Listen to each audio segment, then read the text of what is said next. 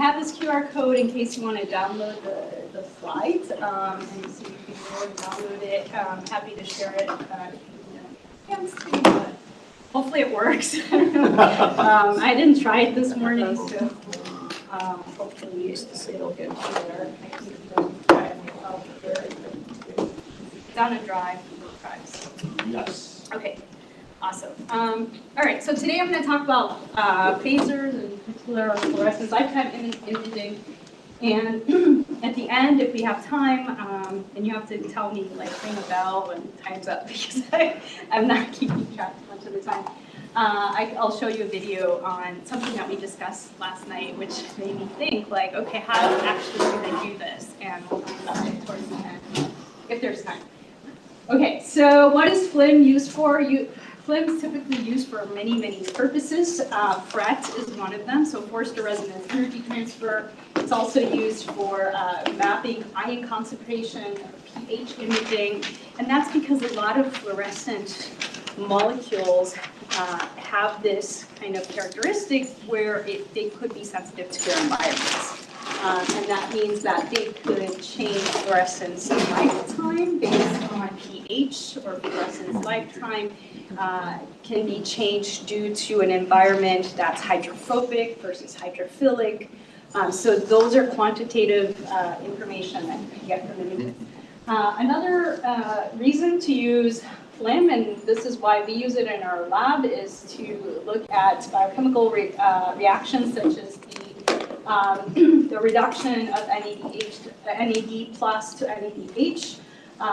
NAD plus, sorry, it should be plus here, is not fluorescent, but NADH is fluorescent, and it's a molecule, a nicotinamide editing dinucleotide, and its reduced form is fluorescent, and it's found in every cell in the body. We talked a little bit about that yesterday in the embryos, and it's also a substrate used in oxidative phosphorylation or glycolysis. So you can actually distinguish the states of NADH and infer what process of energy the cells are utilizing. Also, fluorescence lifetime can be used in phosphorescence. So for example, looking at oxygen concentration in cells or tissue. So let's talk a little bit about what's happening during the time of the fluorescent emission. Is essentially the fluorescence lifetime. And what exactly does that mean? So as we excite molecules that have a absorption property, meaning that we can bump electrons from the ground energy states to the excited energy states, eventually those electrons come back down to the ground state, and if it's a very fast time process, they fluoresce, right? So the photons that are emitted is given off as fluorescent signal. However, if the electrons undergo intersystems crossing, it takes time for this process to occur, and eventually the electrons can come back down to the ground state emitting photons, and that process is called phosphorescence. But that time that it takes for that emitted photon to finally release is much longer, right? So in this case, we're talking about the order of 10 to the minus 9 or nanosecond to picosecond to the minus 12 second. And the absorption is much faster here. It's in the order of femtoseconds. So we know that the absorption process is quite fast, but the realization and emission is slower, and it slows down even more in the phosphorescent state. So about, it could last seconds, right, phosphorescence. So the excited state is called the fluorescence lifetime, but we're not exactly measuring the excited state. We're measuring the overall process when we see the photon. And we need a way to detect these photons in terms of timing, or we can use frequency domain, and I'll talk about both methods, to detect the fluorescence lifetime. And why do we care about fluorescence lifetime is because every single fluorophore that emits light has a unique fingerprint or fluorescence lifetime that is for that particular fluorophore. So this is just a few equations here. The quantum yield is the rate, right, of fluorescence divided by all the other rates, which could be fluorescence, intersystems crossing, and then non-radiative state, right? So there's no emitted photons during that during that time, but it's the sum of all those possible rates. That's called the quantum yield. And the natural lifetime is the inverse of the fluorescence emission rate. So the measured lifetime is the sum of the rates of the natural lifetime and non-radiative decay paths, right? All right, so we need to obtain the fluorescence lifetime, or the time that that photon hits the photocathode or whatever EMT or photon sensitive camera that we're measuring. And we can do this in one of two ways. And I don't remember if I have a frequency domain here, but I'll explain it on the whiteboard in case I don't. Okay, so this is just a depiction of how we would measure fluorescence lifetime across an image. So how exactly does this happen? So in our case, we're using a 2-photon excitation system or a pulsed laser. It doesn't matter whether it's 1 photon or 2 photon. Excitation lasers. What matters is that it's pulsed. And the reason for the pulsing is because the pulse serves as a clock, like a metronome. If you are into music, you understand that metronomes are clocks. You keep the rhythm. So we know exactly when the pulse is given by the laser. This is our reference signal. And we have to have a card that synchronizes the pulse of the laser to the detector. So when that photon arrives at the detector, relative to the pulse, we know the time that that photon has arrived. And in our, let's say, we can program an FPGA chip, and I'll show you that in the next slide. We count the number of photons that are arrived right after the pulse, then the next number of photons. And to get this, we actually have to acquire many, many, many frames. Now, when we have a laser and we are focusing the beam in a focal point, we don't have an image just yet. That focal point must scan across your sample to obtain that image. So in most, let's say, laser scanning microscopes, we have these galvo scanning mirrors that scan in the X, Y, and then go to the next line and keep scanning. This is done so fast, your eyes don't see that, you just get an image immediately. So every single pixel in that image will have this histogram, right? But, okay, so we'll go to the next point. All right. So this is a paper, if you're interested, on how to program an FPGA chip. This is a programmable gate array, a field programmable gate array chip that has been synchronized to 20 megahertz laser, so it's a pulse laser, and this is the illustration of the digital heterodyning principle. So in this particular example, we have 4 sampling windows. That means that we are counting photons within 20.75 nanoseconds. And as the photons arrive, right, they're binned into these windows.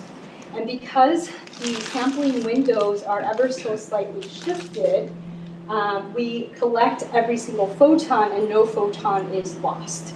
So we're able to collect all the photons that arrive into our pixel without losing the photons.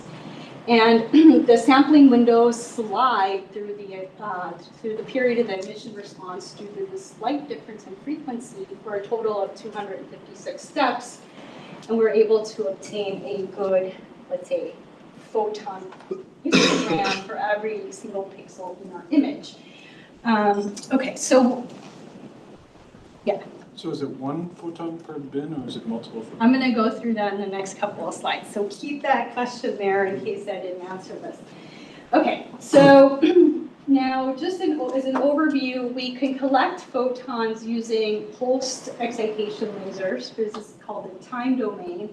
Or we can collect photons in the frequency domain by using modulated light sources. So this is, why would you want to do that? Most lasers that are pulsed could be very expensive, costly. Modulated lasers are slightly cheaper. And also they, in this case, for cuvette assays, they've found that heterodyning is the best quantitative way to obtain photons, so a lot of the work in cuvettes has been done in the frequency space. And so for the folks that are in the frequency party, let's say, and the time domain party, they don't understand each other for some reason. They don't understand why these guys do it this way and why these guys do it that way. But this is really easy to understand. So if you have a modulated light source, you know exactly the reference, right, which is modulated to a given frequency. And when the photon hits that photocathode, that signal gets converted into frequency space. So it will be a little bit phase shifted and demodulated by its particular lifetime of that fluorophore, right? So the degree of phase shift and demodulation depends on the fluorophore's lifetime. And so we can quantify the phase shift and demodulation and obtain the fluorescence lifetime. So you can do it either way. Our contribution to this field is transforming the raw data, which are, let's say, this histogram of number of photons that arrive in this scan window, or in the frequency space, already converting their data into the polar coordinates called the phasors. So the G and the S coordinate, and you know the modulation of the laser, or getting the intensity as a function of T times cosine, or the sine of this, and I'm going to go through this in a little bit more detail. There's a question. Yeah. Could you explain that again for the frequency domain? So the light is modulated, and then the signal, the light hits something, chromophore or anything? The light is hitting the detector, right? Because we're always, laser and detector are the most important things in this. But we're looking like in between what's going on there. Yeah. So, okay, if the light hits it and then the frequency changes, but what has that to do with the lifetime? Like, what do you mean by lifetime exactly? Is it just, oh, there's something you can locate it, or like, what's lifetime? Yeah, so lifetime, as we go back to Jablonski's diagram, depends on the time of it. Well, it's supposed to be the excited state of the electrons, right? Oh, okay. Remember that, that the molecules will absorb light, and then you're bumping those electrons from, pi to pi star, or, right? Like these different energy levels. So when I teach this, I start with molecular orbital theory so that students understand why molecules absorb light. Why is one molecule fluorescent and the other is not, and why does one absorb light and the other does not? So it depends on these electronic transitions, right? So pi to pi star is the most common one because that depends on the number of conjugated double bonds between the molecules, right? So if you have a ring structure, those are mostly this. You have a conjugated system where you have multiple double bonds, and so these will elicit pi to pi star transitions. So the more double bonds you have in your system, and I'm happy to show you slides on this because I teach this every quarter. You have this molecule, ethene, and then you have more complicated, structures, and so for longer chains, the more the double bonds, and you have to fill these electrons, right? And from pi to pi star, and we have the HOMO and the LUMO system, and so we're bumping one electron up here. And this energy gap, let me erase this here. So basically, how much energy do you need to bump that electron? The energy is your wavelength. Okay, of absorption. Okay. Yeah, thank you so much. Okay. All right.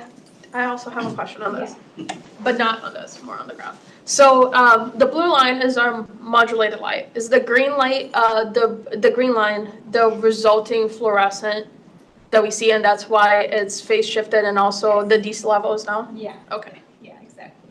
That's the frequency domain. So we transform that raw data into the polar coordinate system. And I'm going to go through this in a lot more detail, but just to show you an overview, fluorescence lifetimes that are really, really short, right? They'll arrive mostly right after the pulse, so you're not going to get a broadening of this. This is a function of time here. They're going to fall on this part of the axis of the phasers. As the fluorescence lifetime gets longer and longer, they will be demodulated, and essentially they'll fall at the 0, 0 axis. So graphical representation of the phasers enables you to quantify fractional contributions of 2 molecular species or 3 molecular up to 4 molecular species just by looking at the plot and assigning where the lifetimes are. And I'm going to go through that as well. So I know I'm not going into a lot of detail right now. It's just an overview. So for example, we can measure NADH in solution. We'll order it from sigma, we'll dilute it in buffer, we'll put it on our cover slip, and then we'll take a fluorescence lifetime image of this. Remember, I'm using pulse excitation. I'm going to detect the photons as they arrive. And then, of course, I have to calibrate. There's a lot of things I'm not saying for the reference, for shot noise and all this other stuff. And then once I transform the data, you'll notice that lifetime of NADH is very, very short, 0.34 or 0.38 nanoseconds. And there's a reason for that. It's because the molecular structure of NADH, if it's in a closed conformation, there's 2 rings. The nicotinamide ring is closed upon itself. So when the light hits it, there's less probability of exciting those electrons there. So your first of all, the quantum yield is very low. So it's very low intensity. And then when the photons are emitted, it's very, very fast. You're only going to get excitation very quickly. So you have very, very short lifetime. And as the structure opens up, when it becomes protein bound, the lifetime gets much longer, and it can go up to 3.4 nanoseconds, but it can change depending on what it's bound to. So in case of something that has a low lifetime, does it also need less energy to excite? Is it safe to say that or not? There's kind of a correlation between quantum yield and fluorescence lifetime. So if the probe is very dim, chances of this lifetime being short is very, very high, right? So low quantum yield results into shorter lifetimes. The brighter the molecule is, the longer its lifetime is. Yeah. So you said that the lifetime can vary depending on what it's bound to. For the NADH, yeah. Right. What is that variation, like how far is that range? Oh, yeah, I mean, people have is done it- that in cuvettes. They can go up to 10 nanoseconds. Okay, Yeah, really long it's a very lifetimes. wide range, okay. Yeah, but in most cells, the average lifetime of the bound NADH is around 3 nanoseconds. I've never seen it 10 nanoseconds or much longer than that. Okay. Yeah, but they've characterized it in cuvettes where it's a purified system and you get just the pure components there. But that would not be in a naturally occurring I system. haven't seen it. Okay. Yeah. Thank you. Yeah. It's usually bound to lactose dehydrogenase, which is a very highly expressed molecule in cells. Yeah. So longer lifetime means it has a more number of rings. Longer lifetime has, you have, right, because we're pulsing, you're collecting in windows, like 4-bin windows. So it just means that it's, Okay. right, it's just longer. You're gonna get Excitation emitted decay. photons and it's longer. So this is time. And this is like the frequency of number of photons that arrive. So ideally, we want lower excitation delay or higher excitation delay. I think the most important thing is to make sure that your pulse train, right, that this time window is within the lifetime of your probe. You don't want to pulse too repetitively because then you're not going to get a good decay, right? But you also don't want to wait too long. By changing the frequency of the pulse, you could tune the window of collection. Yeah. Okay, so a little bit of history of the phasers. The phaser representation has been used in the late 19th century for electrical engineering. So a lot of people have heard of phasers, but in the field of electrical engineering. And the word phaser comes from phase vectors. So for example, phasers are used to describe an alternating current or AC circuit. So this is why it was really clearly easy to understand that AC-DC, you see it in the frequency space, right? The frequency domain, you have an AC and DC. And so it can easily be converted into this polar, let's say, vector graphical rotating phasor representation. But the phasers has a long history, actually, and the very first use of the phasers for detecting fluorescence lifetime was by Gregorio Weber, who was the mentor of Enrico Bertone at University of Illinois Champaign-Urbana.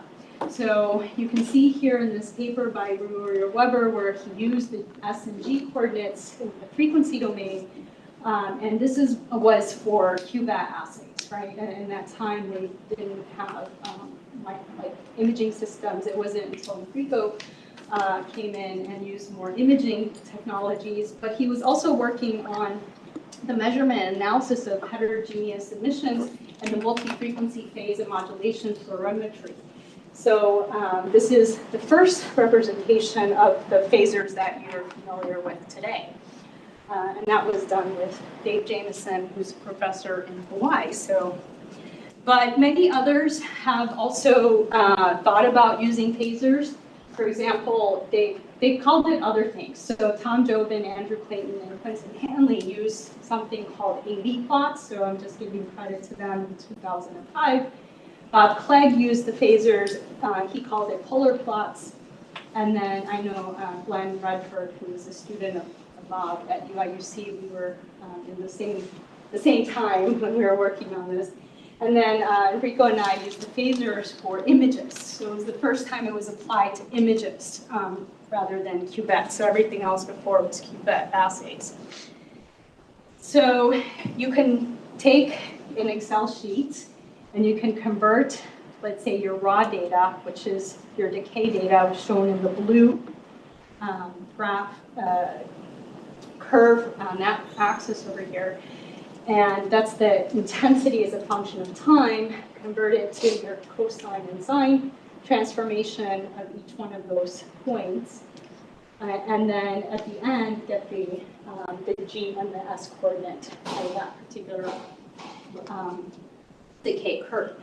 So you should see this. I have a different calculation, but I don't think I put it on here. But to show you the algebra of the phasers, once we convert this to the phasor space, you have an S and G coordinate. So this entire decay will have one spot on the phasor, right? We're going to, generally how this is done is that people fit this to an exponential decay. It could be a single exponential decay or multi-exponential decay. And essentially what you're getting is the lifetime of that, right? So 1 over e squared, that's how they calculate the lifetime here, because this is right in your time window. But for phasers, when we are representing this, there are simple rules for the phasor plot. The first one is that if it's a single exponential decay, and what does that mean in terms of molecular? What is happening? Why is something single and why is something multi-exponential decay? That has to do with the structure of the molecule. So if the molecule undergoes some conformational change, it could exist in multiple states. And these states is giving rise to multi-exponential decays, right? It can exist in this state, and then you're going to have lifetime that is in this state, and a lifetime that's in this state. And that has to do with these, the pi to pi star transition, n to pi star transitions, and so forth. So you're going to have multi-exponential decays. So if it's a single exponential decay, the lifetimes will fall on the semicircle. If it's a multi-exponential decay, the lifetimes will fall inside the semicircle. Is the multi-exponential, like when you see that sort of behavior, how stable is it? Like if I look at the same sample again, like, you know. You're going to get the average of that. So for example, GFP, CFP, YFP, they're all multi-exponential. So the lifetime, it's very close to single exponential, but it will robustly fall always on the same phasor location. Yeah. The time when it doesn't is, it depends on the fluorophore. So if GFP is sensitive to pH, which it is, then it will change its lifetime.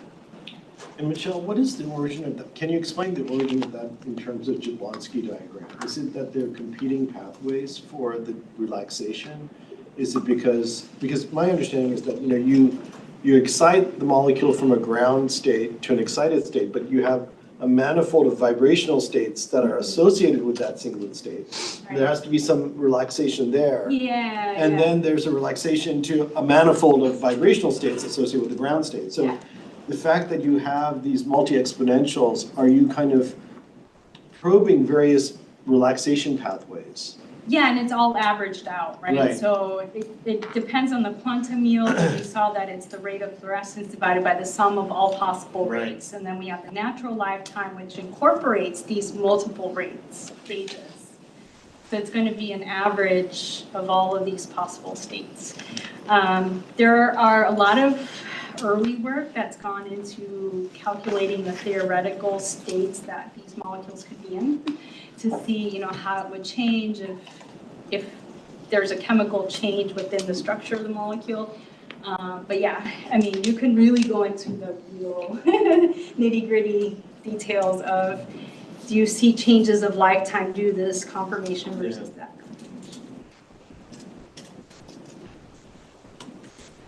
Okay, so fluorescence lifetime, the third simple rule is that if you have a pixel that has a combination of two possible fluorescence lifetime, let's say it falls somewhere over here, it's going to be like, what's happening? I was expecting either the time 1 or time 2, but it falls over here. That's because it's a linear combination between these two possible lifetimes, so we can calculate the fractional function of those. Okay, so here's my attempt to go into a little more in detail. So how do we transform this data, right? We have our photon histogram. We have a stimulation period in this example about 12.5 nanoseconds. We're pulsing at 80 megahertz, and we're getting about 100,000 counts. We're getting very few density of photons as we pulse and excite the molecule. So every so often we're going to see one photon, and then another photon, and then another photon. So we need to collect many, many, many, many images to get that density of photon counts. Right? So we are collecting, let's say, a stack of 50 frames to get an average lifetime for my image. Yes, the cells can move at that time. Yes, there are chemical reactions that are happening at that time. Generally, the total acquisition time, depending on how sensitive your detector is, what laser power you're using, and what the fluorophore is in the sample, it could take anywhere from a minute to 5 minutes to acquire the data. So depending on how bright the sample is and all of these conditions, to get a fluorescence lifetime for all your pixels in the image. So generally, we need to collect many, many frames. Once we collect the photons, this is at 1 pixel, for example, individual photon arrivals, we transform that into one phasor position. And so here is the intensity, and just for this purpose, when we multiply by the sine omega t here, right?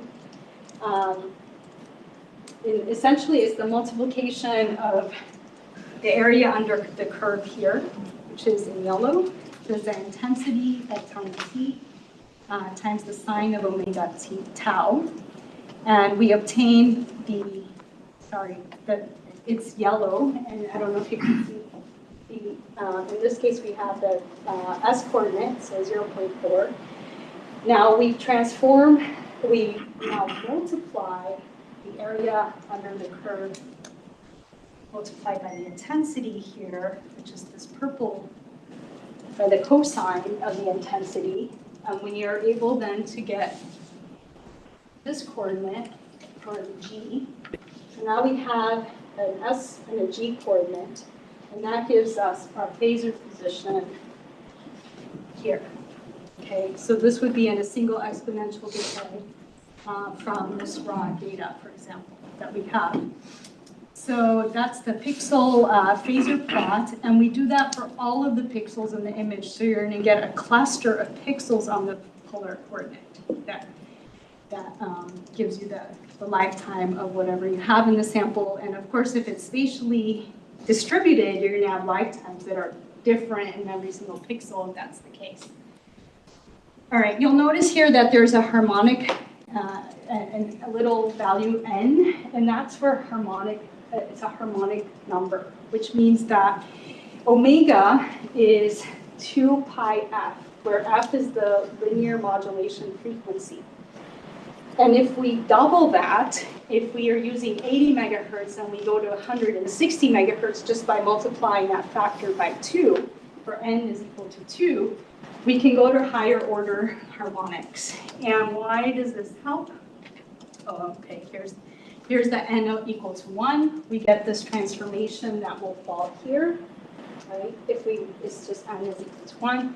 If we double that to 160 megahertz, then all that happens is that this point that was over here now moves over here.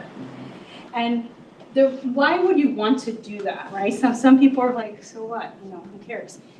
But it is very important because those people that work in FLIM, they say, okay, I like the phasors, but what if a point is a combination of different possible lifetimes that are at the exact same phasor position, right? So for us to test if that's the case, we can use the higher order harmonics or the second harmonic to see if there are pixels here, points here, phasor lifetime points, that could separate, right? So by using the higher order harmonics, that means that now we see that indeed there was a superposition of maybe pixels in our image that had this lifetime, but they are truly two separate lifetimes. But now separating them with higher order harmonics, we're able to separate out those two possible points. If they were the same, they shouldn't move. Like they'll move, but they wouldn't separate, right? Another reason for using higher order harmonics is because when we were doing, and I don't know if I have an image of this, yeah, when we were doing combinations of 3 to 4 lifetime transformations, it was not too bad to unmix them. But when you go to 4, 5, 6, it becomes really hard to unmix them. So we found that by going to even the third harmonic, that enabled us to separate possible combinations of fluorophores, of lifetime fluorophores in the image. Okay, and that it actually becomes much more important in spectral imaging because you have many, many possible emission spectra. Okay, so as you know, I showed you the FPGA configuration on how to synchronize your pulse to your detector together with your detector. On our system that you're going to see today, we have an LSM 880. It's a Zeiss microscope that is using a fast FLIM box by ISS. It's a 100 femtosecond pulse laser, which is set to 80 megahertz. And for the lifetime imaging today, we're going to use 740 nanometers if you want to induce DNA damage or, let's say, cut the DNA, single strand, double strand cut, you can also use 780 nanometers to cut DNA, and we've done that to look at what happens to the autofluorescence of NADH in the nucleus when we induce double strand breaks. And then, of course, you can also use normal imaging just to see what happens without any lifetime information. All right, so I like this demonstration of the fluorescence lifetime. So you'll notice super short lifetimes, which are blue, will be very short. They'll fall on that side of the semicircle. And that's because the phase is zero, well, at zero axis. And then as the phase, right, that's the angle of the vector gets longer, it will fall towards the longer lifetime, which is the 0, 0 axis here. So that's all that's showing you. The lifetime here in this example goes up to whatever, 100 nanoseconds. This is just for demonstration. It's not real data. Here's another example of the fractional contribution of two fluorophores in the same pixel. We have A and B, and we mix those two dyes together. Depending on the fractional amounts that we add, we can calculate how much of one dye we add to another dye. Oh yeah, so if you're interested, here is a homework assignment. The homework reads, a sample contains two kinds of molecules. The first molecule has a fluorescence lifetime, single exponential of 10 nanoseconds, and its molar fraction is 10%. The second molecule has a lifetime single exponential of 2 nanoseconds, and it contributes for the rest of 90% of the molecular fraction. Show in the phasor plot at 80 megahertz the position of the phasors of the individual species and the mixture of the two species. So we already know that one fluorescence lifetime is 10 nanoseconds, the other is 2 nanoseconds, and they're single exponential.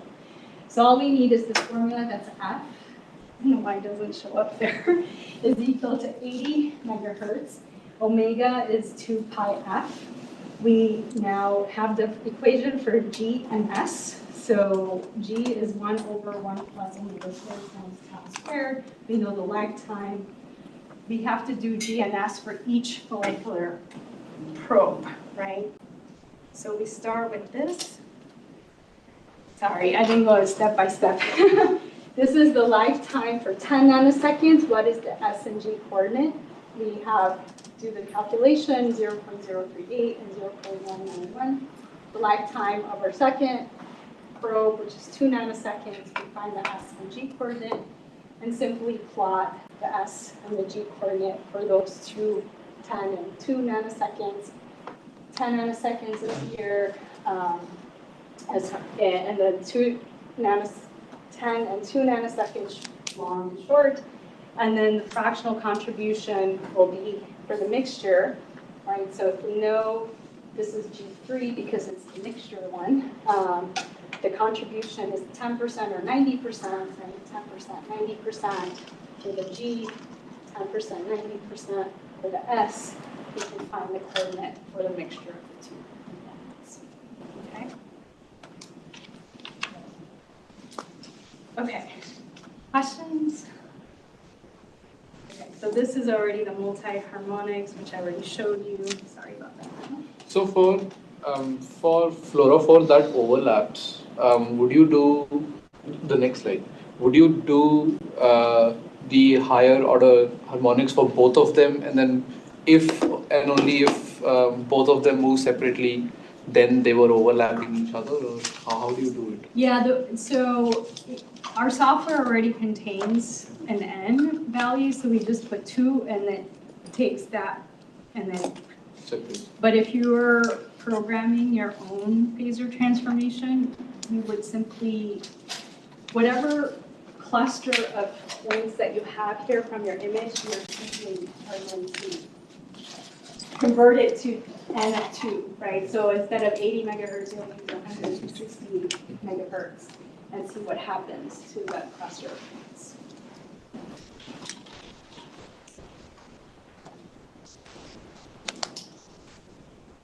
So the beauty of the phasers is that you have a graphical representation of any fluorophore that's fluorescent, has a unique fingerprint of its fluorescence lifetime, and that fingerprint is depicted on this graph, which becomes much easier to understand what you have. So collagen has a very short lifetime.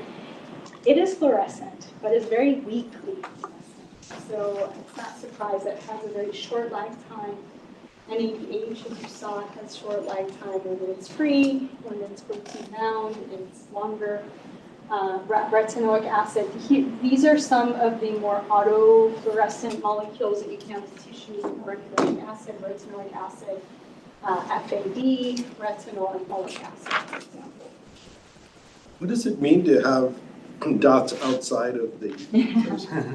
Yeah, that means a couple of different things. When you have lifetimes that are out here, that could be due to the way that,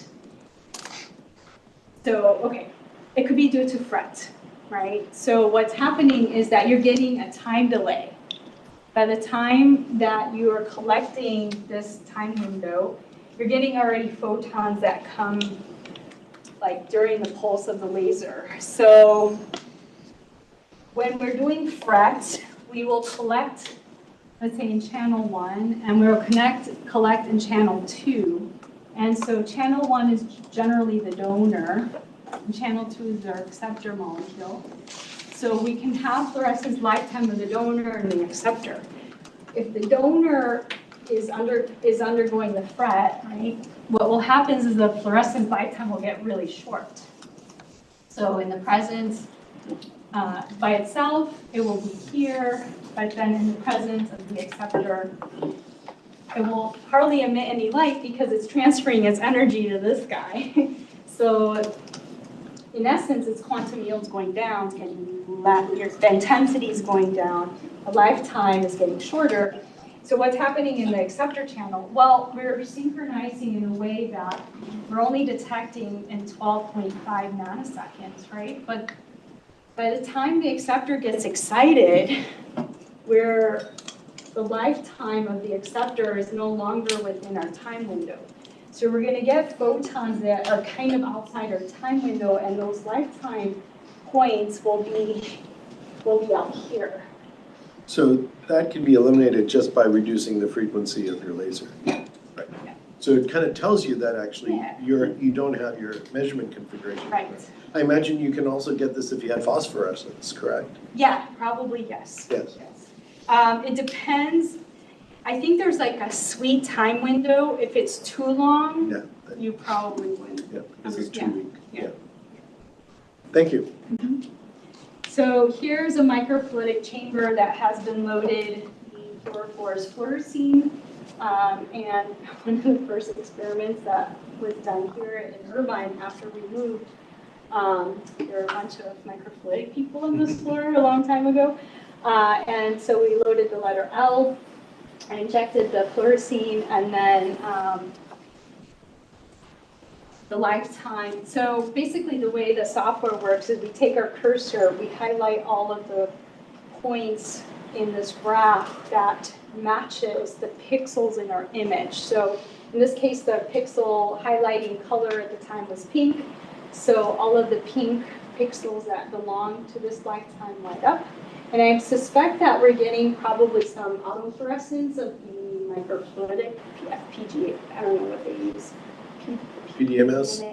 Yeah, PDMS. So that's probably, like, we're outside this universal circle, so we're getting some light fluorescence from that. That's why those pixels highlight.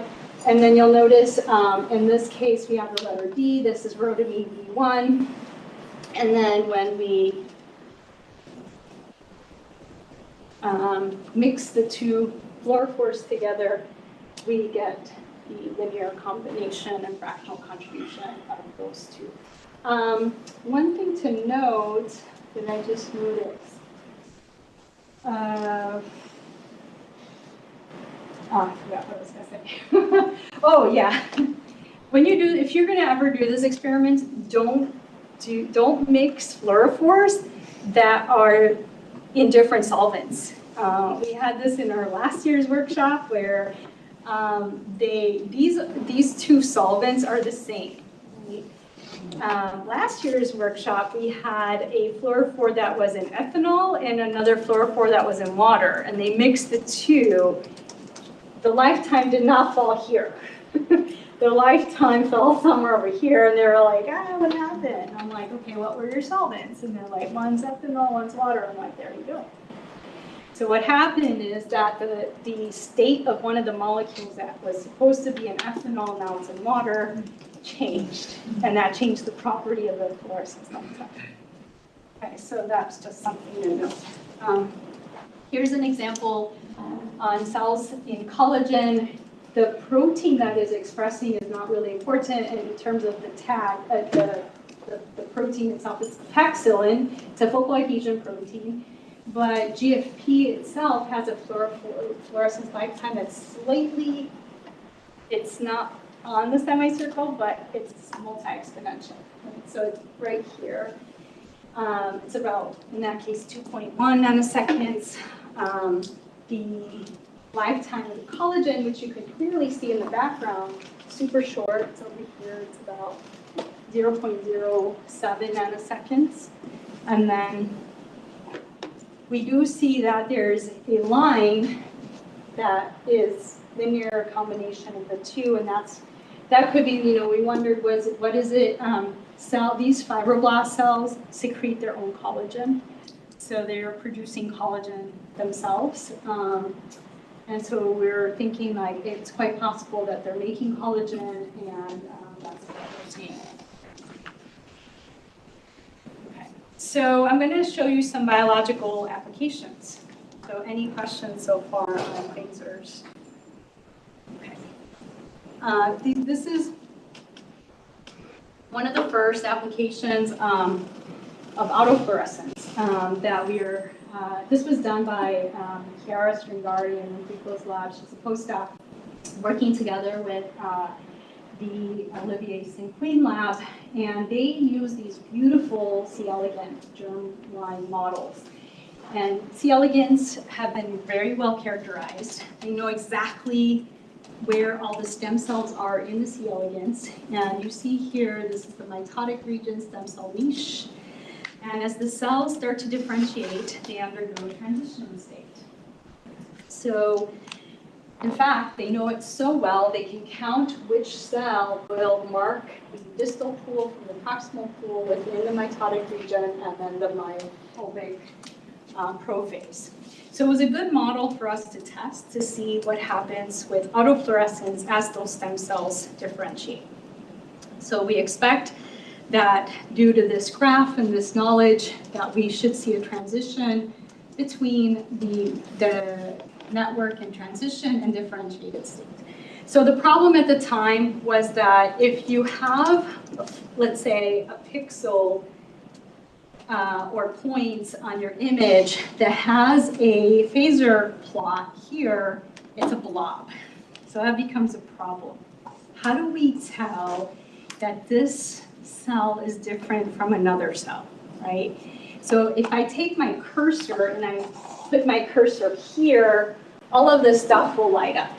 But I know that perhaps these cells have a unique lifetime. How do I tell from my phasors when it looks like a blob to say this one is different from this one that's different from that, right? So what Enrico and Chiara did, they said, okay, what we could do is instead of looking at it as an average of the entire thing, let's just highlight one cell, let's say the green cell, and let's take the average phasor of this cell. So you can draw, let's say, a mask just for that cell. What's the average phasor of all of the points in that cell, and give me one spot on the phasor. Then let's take the blue cell, do the same thing. I want one spot on the phasor, and the red cell, one spot on the phasor. So by doing this cell phasors, what we're able to do now is to identify if individual cells have unique lifetimes. So to do this, we had to use a transgenic animal that produced histone GFP nucleus. The reason for this is so that we can tell the reviewers we know where each cell is, right? And another important thing is that whether we use GFP or not, we can still get the autofluorescence of the C. elegans cells. So this is the intensity image exciting at 880 nanometers to just excite GFP. So you can see the nuclei. You can actually count each one of these cells. We know exactly where the distal is. Remember, we know exactly at what transition should happen, the proximal and transition zones. Now we changed the laser to 740. Totally different intensity. That's because the intensity here is dominated by NADH and FAD. Now at the time, Chiara didn't use a filter to filter out FAD.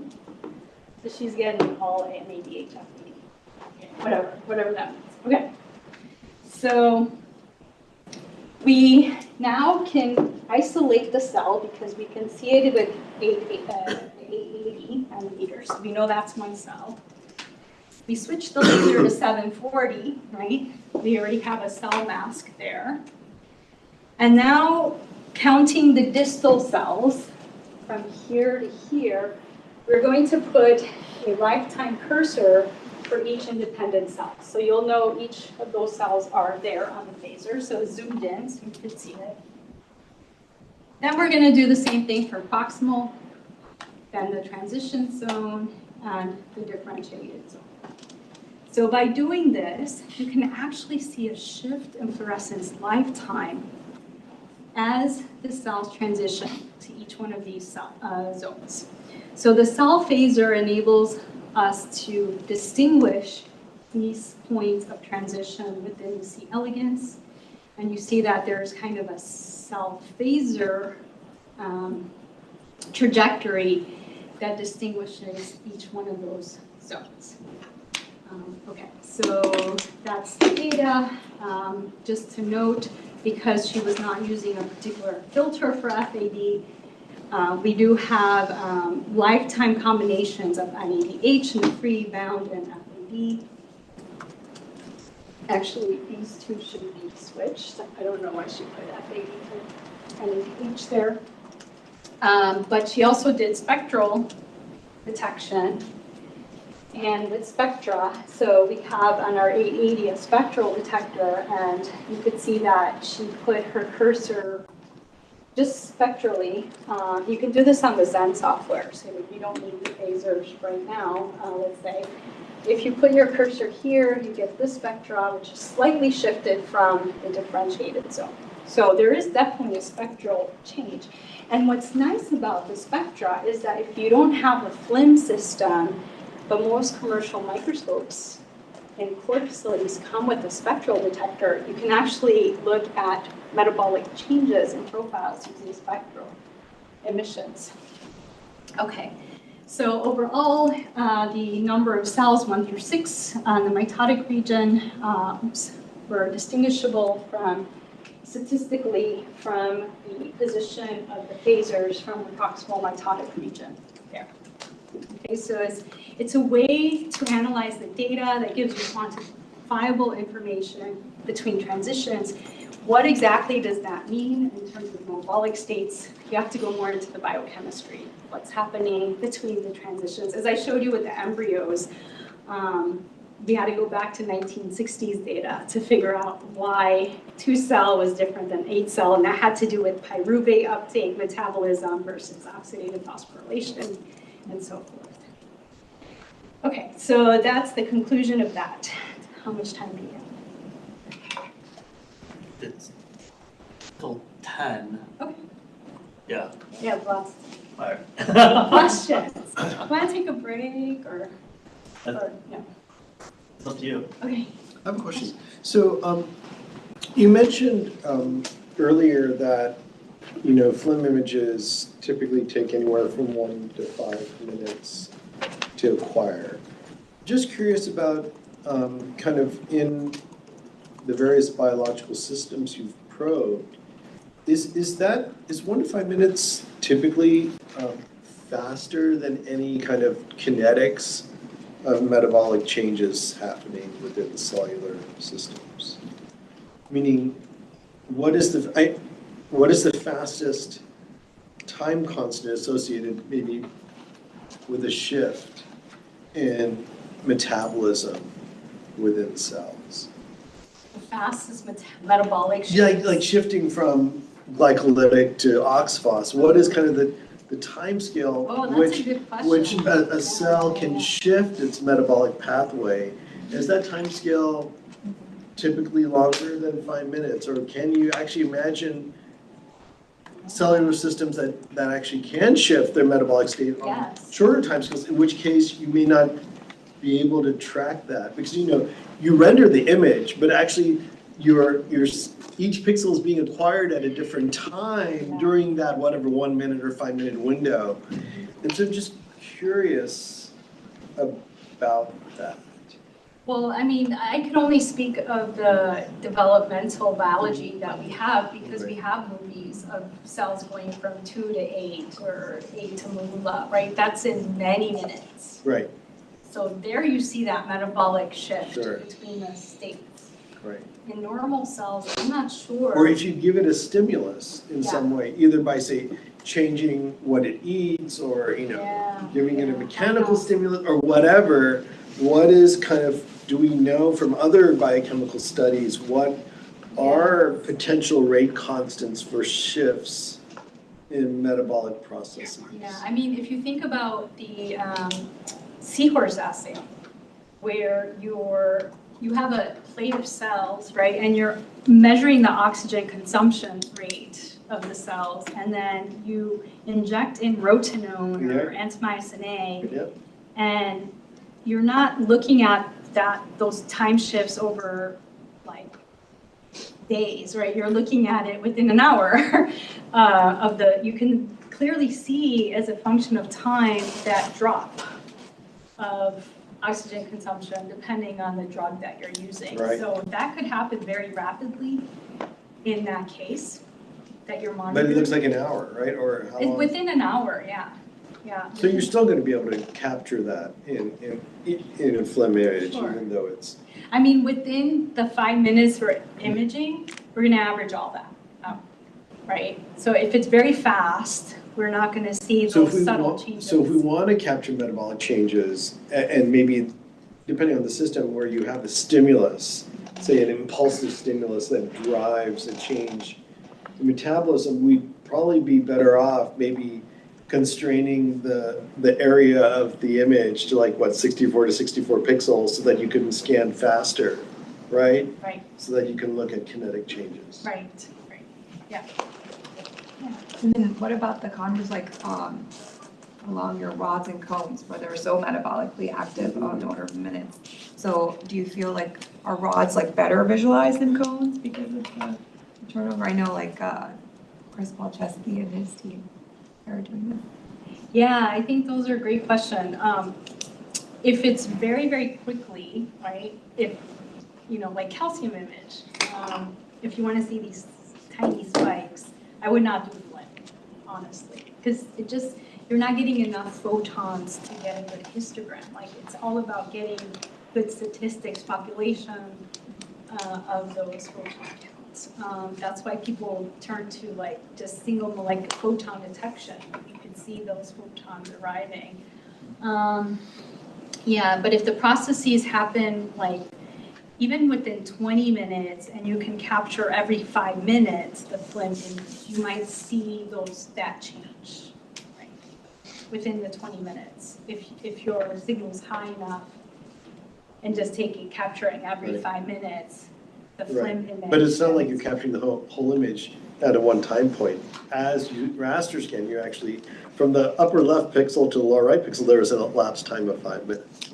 Oh, no. That's in the order of milliseconds. Oh, so you scan the whole thing and then you scan the whole thing again and you scan the whole thing. Okay. Yeah, so I can collect about, it depends. So it's average. It's averaged average. over that frame. It's average, Okay, thank yeah. you.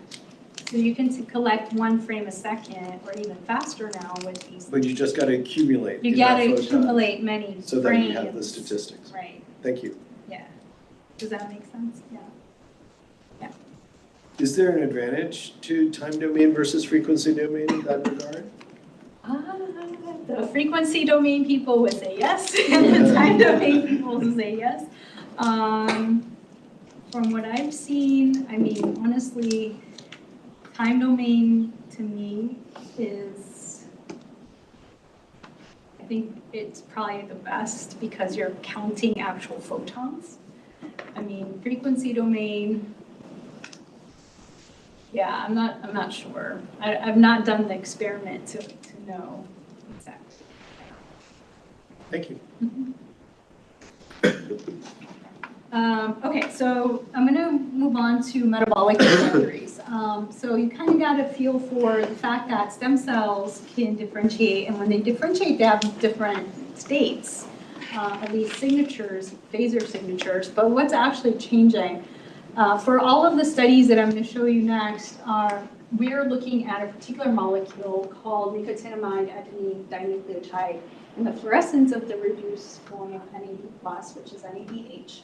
And that's the structure of NADH. And you can see these two ring structures collapse upon each other when it's not bound to an enzyme, and the lifetime is very short. When it opens up, the lifetime becomes much longer. So in this study, we're using 2-photon excitation. And just a little bit of background of the nicotinamide adenine dinucleotide. NAD+ is not fluorescent. They have very similar structures, except for you can see that this one has the hydrogen. It's not very clear here, but you can see the two H groups there, and the nicotinamide ring, and I'm highlighting it. And most of the autofluorescence occur in the mitochondria. So mitochondria are highly autofluorescent. NADH is very concentrated in the mitochondria. It's mostly in the bound form, so the quantum yield is very high. But we do see autofluorescence in the nucleus as well. And NADH binding is impacted by many chemical changes, pH, temperature, and other molecular chemical inhibitors. We can use it as a marker for, let's say, redox reactions. And of course, it also plays a role in ADP ribosylation. So if you're interested in the nuclear compartment, NADH is found there and is a substrate for DNA transcription. All right, and I'm just highlighting Melissa Scala, who works a lot on FLIM and autofluorescence, and she did this work where in the in vivo multi-photon fluorescence lifetime imaging of protein bound at free NADH in normal and precancerous epithelia. She does note in her papers that it is very easy to quantify the metabolic state in 2D cultures, but when it comes to tissues, you have to be a little bit careful about saying what exactly metabolic state they're in.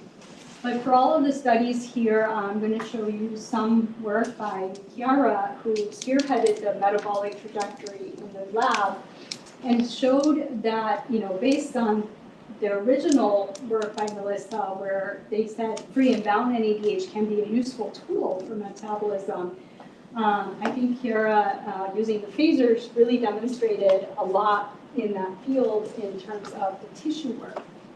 So what does this mean, free and bound NADH? So I'm going to explain a little bit more in detail, but when you think of free NADH, it's mostly due to short lifetimes. That's usually in the glycolytic state, and I'll explain why.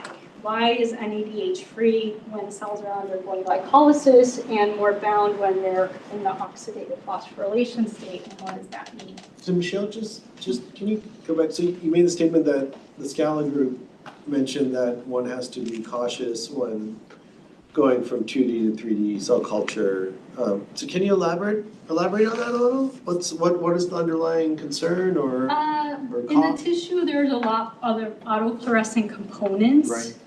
And Melissa usually uses the fitting routines, but she also uses another, they call it the redox the actual redox marker. Or redox ratio, right? Ratio, Yeah. right. And the redox ratio is FAD and NADH Yes. together. So when they try to correlate that redox ratio with just phlegm states of NADH, they don't see a direct correlation.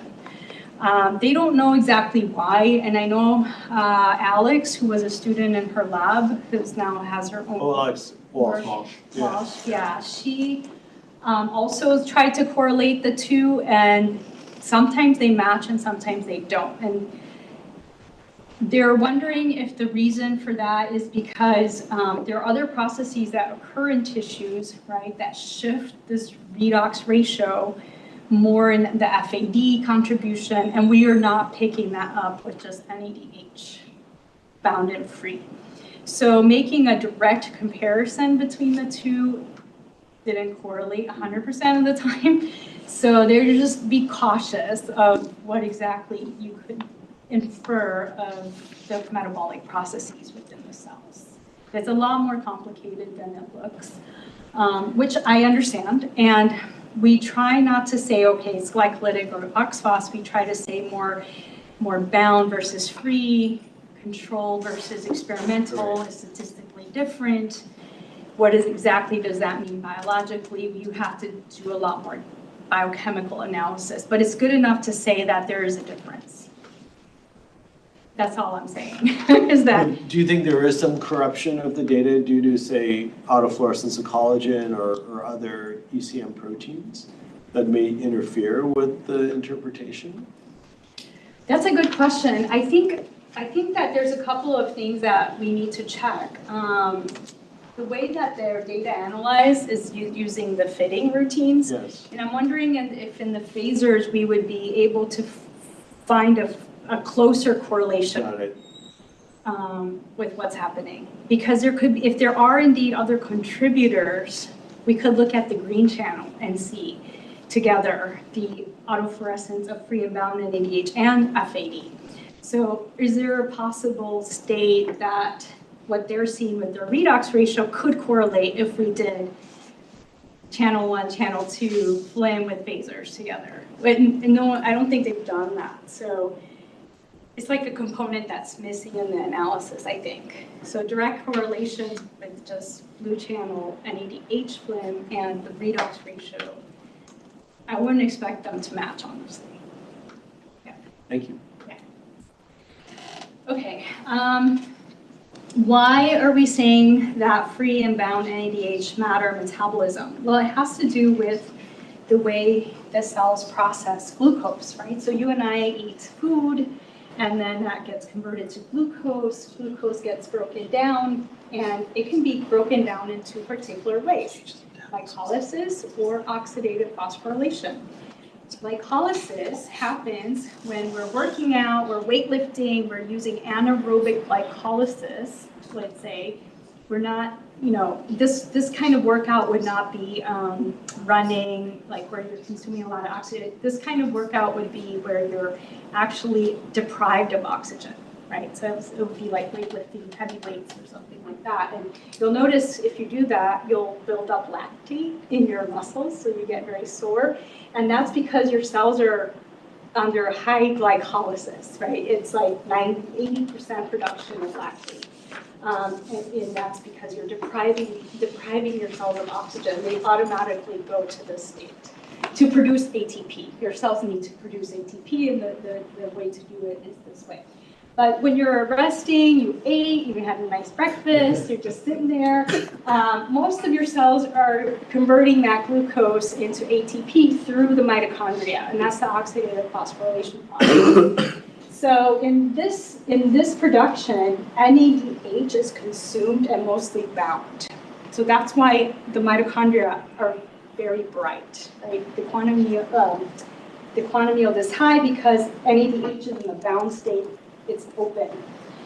In glycolysis, NADH is actually produced. So NADH is being made, generated by a high quantity. So there's more free NADH in glycolysis.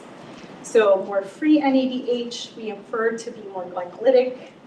NADH more bound, where it's being used in the mitochondria is more longer lifetimes. Just a quick question. In terms of like clinical application, does this mean, and we may not know the answer, but if the patient, like depending on the patient's BMI, their recent last meal, if, you know, there were intermittent fasting, if they have some weird, you know, like does that affect these numbers, or would you give them food at a certain time beforehand? Yeah, completely. For sure. I have not looked directly in the clinical application of this, but yeah, we actually, Dan Cooper, who runs the ICTS, which is the clinical transformative study work, they look at, they take blood samples from patients who have just exercised on a treadmill, and I haven't done this by myself, but they brought their cells over to look at something else like not nitric oxide concentrations, but it would be interesting to see what, under that condition, what the metabolic states of those patients are versus the ones that are at rest, right? I haven't done that, but I'm sure that they would have different metabolic states. Yeah. And depending on parts of the tissue and things like that. Yeah, so as I mentioned, like for example, for clinical applications or tissue work, what would lifetimes be important is because we know that proliferative tissue, let's say the ability of cells to undergo stem cell transitions to change metabolism, they don't care whether oxygen there is not present or not present. They could utilize glycolysis, right? Doesn't matter if they're exercising or not. They can undergo glycolysis quite well, and so can tumors. So tumor cells, in the presence or absence of oxygen, can modulate the metabolism to a more glycolytic state. This is called the Warburg effect, and they're actually producing less moles of ATP. It's not a very efficient way to do it, but they would do it because they need it for something, right? They can switch between the two. Normal tissues just undergo the oxidative phosphorylation state. You get a lot more ATP. It's a slower process, but that's what, you know, normally cells would do. So you can imagine you can test normal cells to cancerous cells and see if they have different metabolisms and what that means. So Kara took these cells. She added potassium cyanide to them. And on the phasers, it's very easy to analyze the data now. She has the, let's say, the bound NADH is longer lifetime, so it's going to be on the left side of this of my social. And you could see there are more blues and white colors there because that's our color palette across the two free and bound, let's say, lifetimes. And then when you add an electron chain inhibitor, potassium cyanide, it shifts the metabolism to a more free NAD boost state. You can switch it back. These are just cells that are undergoing glycolysis using hydrogen peroxide to a more balanced state. I don't like hydrogen peroxide. I don't recommend it because it could go back to the other state. I prefer to use other kind of inhibitors to test. You can inhibit the electron transport chain in the mitochondria by using protenone and antimyosin A that will inhibit complex 1, complex 3, shut down the mitochondria, and then force the cells to use glycolysis. They're happy, they're go-lucky, and then all of a sudden you hit them with the mitochondria inhibitor, and now they're like, we gotta produce ATP, we gotta go to glycolytic state. So by doing that, this is the example of that. So it's strange because research comes out and they say cells are highly glycolytic. You gotta target glycolytic states. You gotta shift them to a more metabolic state that is oxphos. So they made these metabolic targeting inhibitor drugs. You can shift them with something called dichloroacetate. And in fact, these cells are highly glycolytic. They're producing more NADH. Use the cancer metabolic targeting drug, and you can shift them to more oxphos state. But a lot of studies recently, and I don't know if I put this in my slides, but we've done a lot of studies with Devin Lawson, the glioblastoma that I showed you last night. And what we found is that the tumor itself is, it is actually, it is slightly more glycolytic, but one thing that happens is that it stays there when it's glycolytic. The cells don't migrate, which is true. They are very glycolytic.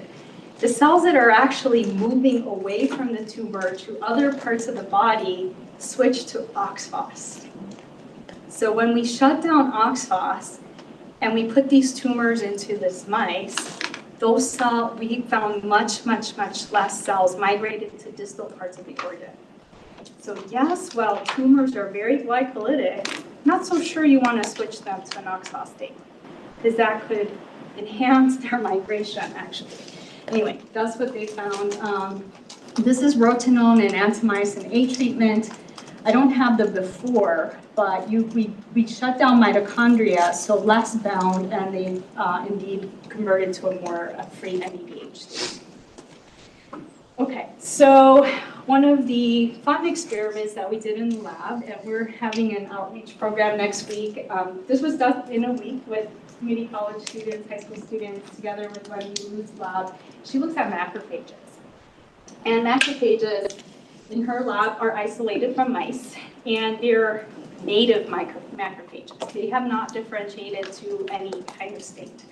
Apparently, from what I know, is macrophages can differentiate into the M1 or M2 state, and if you're a Star Wars fan, there's this really nice paper that describes macrophage differentiation in terms of the good and the bad. So on the dark side, we see M1 macrophages induce cytotoxicity and tissue injury. So they're not the good macrophages. The good macrophages are the Jedi Order, and they express all of these proteins, and they induce immune suppression and tissue repair. So M2 are nicer than M1. And I asked Wendy, I'm like, how do you know if they're M1 or M2? And she's like, oh, that's super easy. We add an antibody and we label them depending on whatever receptors they have unique receptors. They highlight in the red or green, whatever antibody we use, we know. And we're like, oh man, we don't have money for antibodies. How do we do this experiment? And I'm like, well, can we use lifetime to see if we can tell the difference between M1 and M2 macrophages? So the kids did this in a week. We got NADH free and bound, so they established a free and bound metabolic profile, just the pure components, that's the pure, and that's the pure and the bound state. And here are M0 macrophages on glass. So they're a combination of fractional contribution. You can see that the nucleus has more free. The outside of the nucleus is closer to the bound, and then in the cytosol, you have much more bound NADH. So you have M0 macrophages, M1 macrophages, and M2 macrophages. We only had a week, so we don't have a lot of time to analyze the data, but clearly you can start seeing that the purple and yellow pixels, which are here, so purple more bound, yellow more free, just by eye, you can already see that there's more yellow in the M1, the dark order, and more purple in the M2 macrophages. And they did quantify the pixel percent color, because we have a lot of time. But in fact, you could see that this is the M0 macrophages compared to M1 and M2. We see that more purples, happy, Jedi Order, more OXPHOS, M1, more dark side, more glycolytic. So they definitely have two different metabolisms. Wendy went on, together with Eric Hopma, who you'll meet, or you've already met, I don't know, to publish this work, also using CARS imaging to show that M2 and M1 have unique metabolic profiles. This is the data, and this is the paper with one of the students of Eric Hopma's, who is now faculty at UC Davis. And you could see that there is definitely a lifetime difference between M1 and M2, and they induce the cells to differentiate using the LPS and interleukin systems. So I thought that was fun to show you. Yeah. Just on the previous slide? Yeah. Which one, the M1 one doing this? L1, LPS versus this one. I have to go back to what LPS differentiates. I think yes, M1 versus M2. Yeah. I meant on the lifetime scale. Oh. Like which way does it both go? Tend to go. Similar to what we found. So M1s are more purple and M2s are more yellow. What? Higher free to bound NADH is the yellow ones. So this is untreated, this is the M0, this is the LPS ones that differentiate. I believe they are differentiated to M2, and then the interleukins are M1. Yeah, but I have the paper here if you want to look into further detail. Other questions? Okay. So in tissues, you might have a question about tissues. So far we've looked at just cells. What happens in tissue? So this was a work that we did together with Marion Waterman's group, and she's interested in Wnt signaling and what happens with cancer cells in the intestines. So they know that the intestines have these kind of structures that form crypts, and there are these crypts that surround, there are cells, stem cells, and other cells there that keep the stem cells. And as the cells come up this way, they start to migrate up here to form the villus. This is like the little parts of the intestine that take up the nutrients. They are driven by this Wnt gradient. So high Wnt concentrations are stem cell happy containment, but when this Wnt gradient goes awry, people develop intestinal cancers. So aberrant intestinal cancers. So together we took the intestine. When we first started this experiment, we had to fillet the intestine because we couldn't image through that whole thing, but now we can with the diver. And she had these really nice transgenic animals. At time. Oh. Okay. Sorry, I give you a warning. Okay. You're at time. Okay. I'll go really fast. So she had these transgenic animals, GFP, and the reason for this is so that we can see where the stem cells work. GFP is marking OCT4 gene that says this is a stem cell and this one's not a stem cell. That's the whole reason we had GFP there. And then, of course, whatever interstitial tissue autofluorescence, you use third harmonic imaging, or second harmonic, and 3-photon excitation to look at the tissue components. But 740 is NADH. Here's the NADH signature, that's the spectra. And everything else is surrounding the crypts. But now, let's focus on the crypt. In the crypt, they looked at these beautiful rosette structures. And you see, if we switch the wavelength to 880, we can count the number of stem cells here. 1, 2, 3, 4, and everything else is not a stem cell.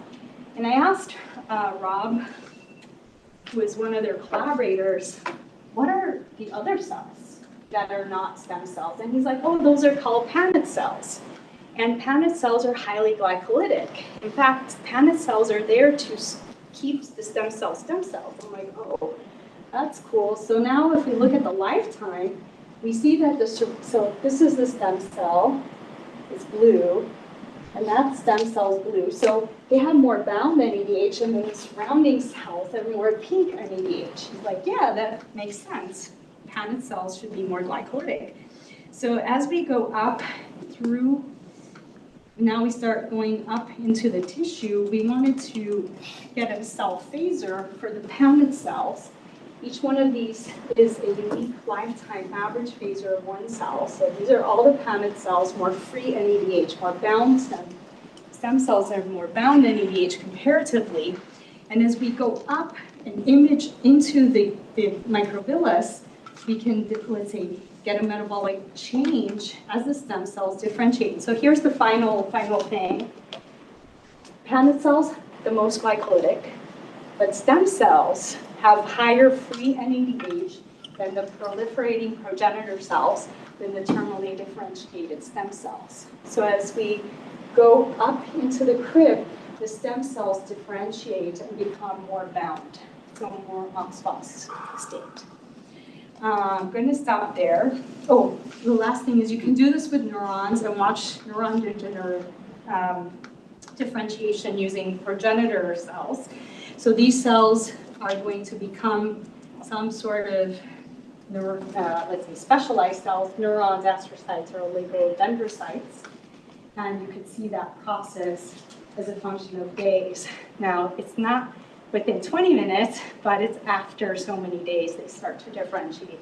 And you can clearly see they go from more pink to more blue, in other words, more free to more bound NADH. So they do have a unique metabolic trajectory upon differentiation.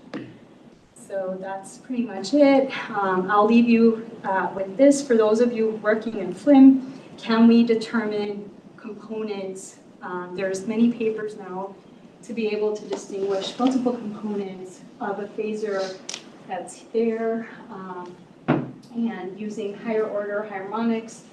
Alex Valajuventana, who's now working at the Beckman Laser Institute, has calculated and has done more resolved mixtures of fluorescence lifetime components. So if you're interested in that, I'm happy to connect you and just acknowledge everyone who's been working on this. That's Professor Enrico Bertone and the lab at some point in time over the years, and many, many people. And here's Alex, and also Alex and Belen are now working at the VLI. So if you have any questions, I'm happy to answer them. So that's it. And I did have a hyperspectral imaging, but I don't have time to show you that.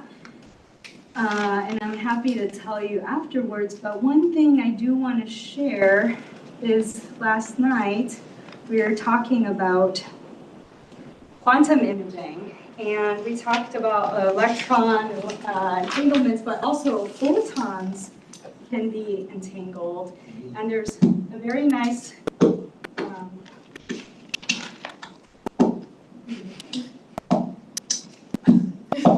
I don't know what is doing. Language. Very, very good. Low sampling rate. Audio. Look at. That's weird. It's single. Go set to that. Single photon counting. Sure why. Anyway, I'm happy. That is so weird. I've never had this. It could be delayed from sharing the screen. But I'll send you this video. It talks about how quantum imaging can be achieved, and I think that was one of the questions. And the answer to that is that if there are photon pairs and they're entangled, if you have two detectors, you simply do a cross-correlation analysis such that if they're coincident, you're going to get a bright pixel and then eventually form an image of the coincidence of the quantum effect of that particular sample or whatever you're imaging. So that's one way. They suggest in this case, they're talking about UMCCD cameras. Look for that on YouTube. And you can also use batteries or APDs to do this. And I think that's, a lot more people are going to go into this field. I think that's one of the growing areas of imaging. All right, and that's it.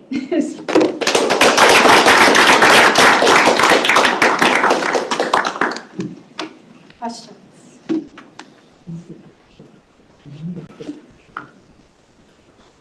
That was his number. A random text message from somebody, and I'm like, I don't know his number. Questions for Dr. Digman? I just have more of a question. Is that Yeah, shared yeah. online or? Can you repeat the question, please? For those Yeah, of if us you in had the a back? question about the lecture. Yeah, the one you had there was mostly the same. I think it was a little bit older. I tried to open it and it said this item wasn't found or you do not have access to it. Oh. This was when I used the. Oh, Maybe it's UCI limited? Because I was able to access this, maybe it's UCI limited. It could be UCI. Yeah. So I will change the, I'll go back. Well, Michelle, if you can just send it to me by email, and then we'll put it on our, Okay, I will if you do could do that. today's as well as last night's. Oh, yeah. Then I can put it on the short course website, and then they can access it. Sorry about that. Thank you. I didn't check it this morning. I'm like, I should have checked it, yeah. Yeah. Question? I was not able to open it actually. You were able? On my laptop, Yeah. my tablet. You're But just that UCI, we're gonna put right? everything. Yeah. That's probably why. I think Yeah. only UCI. I think it's only BME faculty. Because I can open it, so. Yeah. Okay, just send it to me, Michelle. Okay, I will. I'll send it to, for the course. So you'll- Yeah. We'll put it on the website. Any other questions? Well, Michelle, oh yeah, go ahead, please.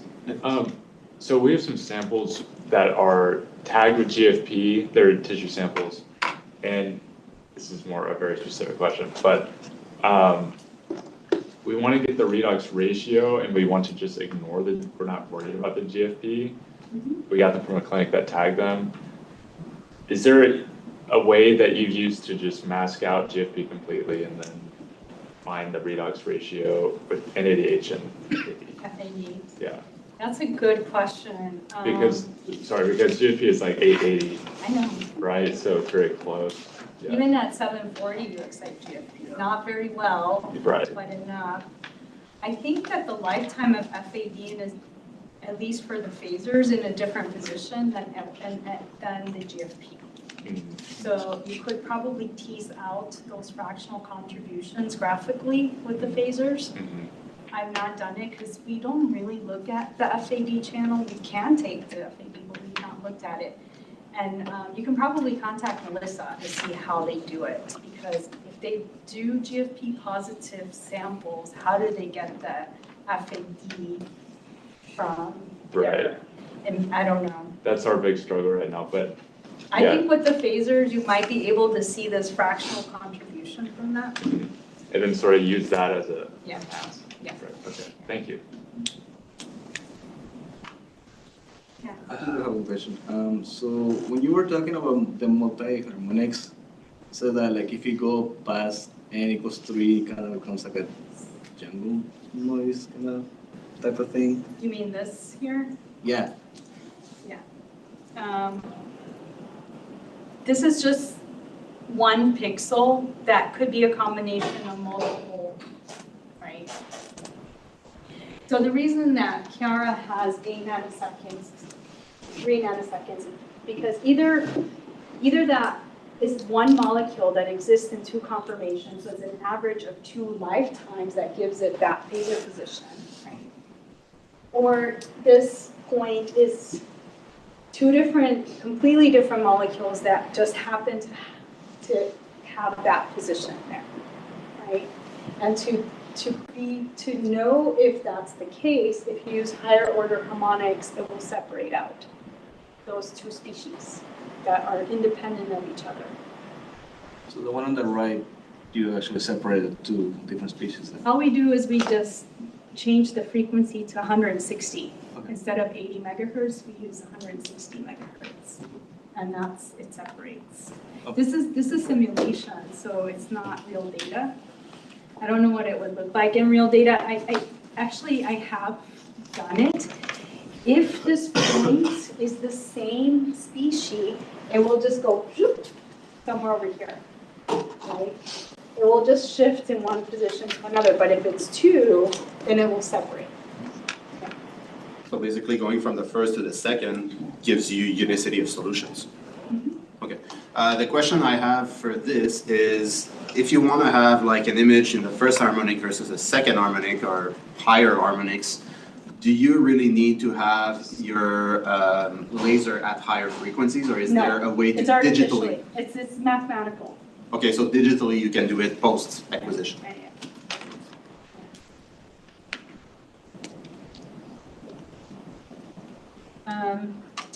You can ask Alex about that. I know that when we had our own film blocks, we would automatically collect the second harmonic So yeah, you can ask Alex about that. Because he's transformed that data.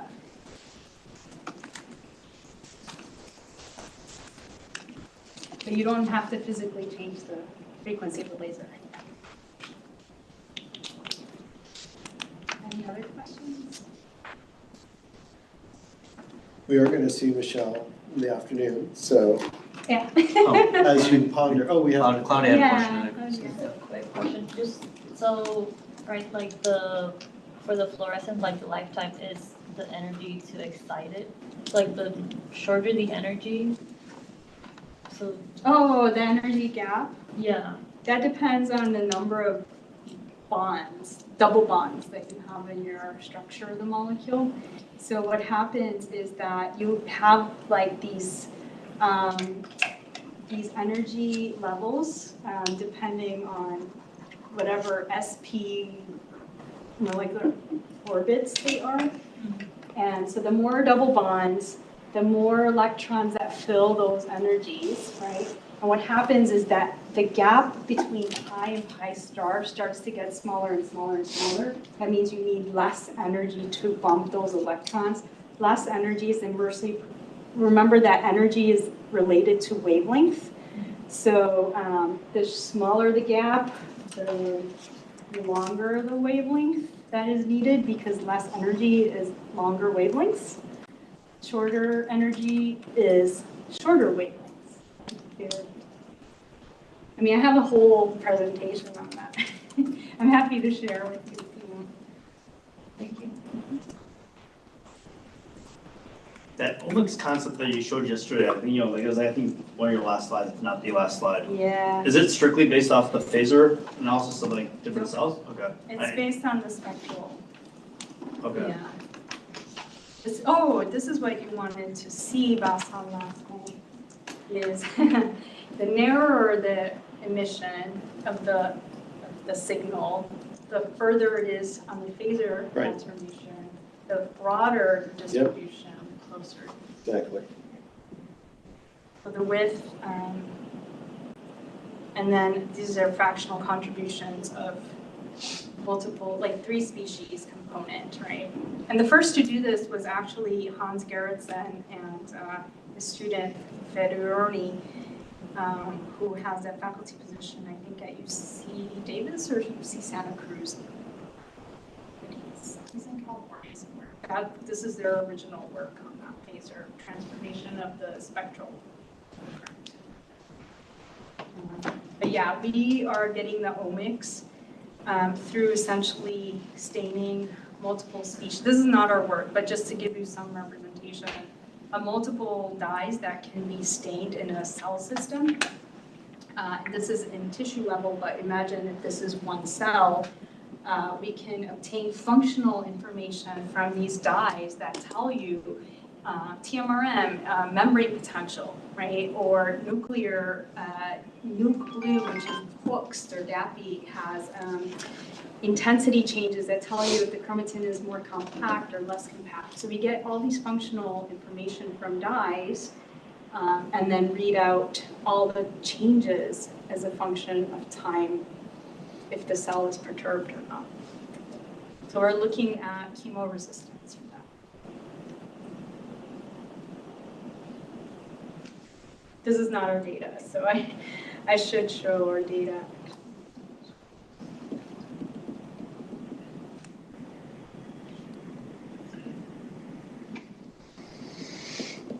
Any other questions?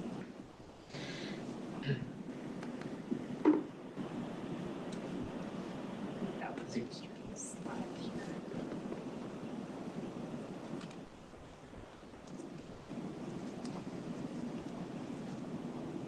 Yeah, I didn't have time to talk about this, but just to give you an example here, for example.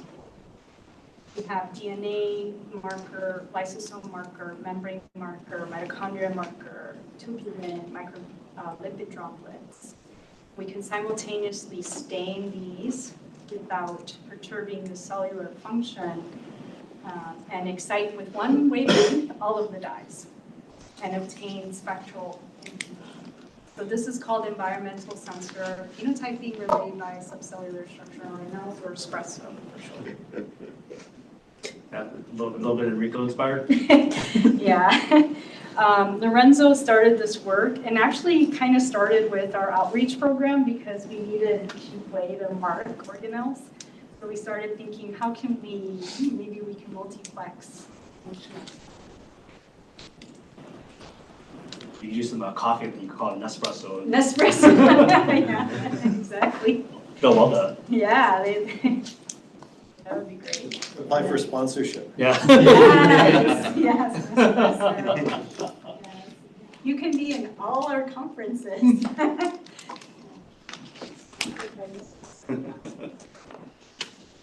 So that's, this is one of Lorenzo's work where you have the principal component analysis, and as a function of time and divisions per cycle, you have differentiated versus undifferentiated stem cells. And you can see the differences in the clustering of the functional nuclei, neurons, astrocytes, and early group dendrocytes as well. You can see the differences there. Yeah. Really cool. So Bruno, I think we should Yeah. give everyone a break since in 10 minutes we're going to have our second lecture of the morning. So let's thank Dr. Digman.